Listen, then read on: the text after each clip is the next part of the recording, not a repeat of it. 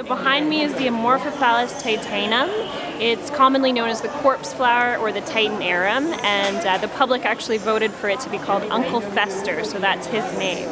So we bought it from a nursery in the United States a couple of years ago, and it's currently 6 years old. Usually corpse flowers don't bloom until about 7 to 10 years of vegetative growth, but this one bloomed quite early, so we were very surprised, but also excited, as are many people in Vancouver, to come and see it.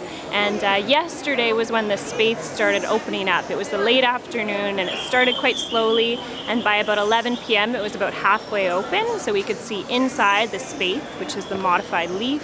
It's got a deep red color, and at 11 o'clock we could start to smell the scent of kind of dead rat, garbage, dirty socks. That's what most of us thought it smelled like. And then this morning when we came in at 6 a.m. it was completely open and the smell was horrendous all over the conservatory. It's slowly dissipating now. It's not super strong anymore, but it's still definitely a sight to see. So the flower is from Sumatra in Indonesia. It's quite rare and unique, and it doesn't bloom very often. So for example, when Titan Arum first comes, it usually requires 7 to 10 years of vegetative growth before its first bloom. After it blooms, it could bloom again in 2 years, or it could be as long as 10 years until it blooms again.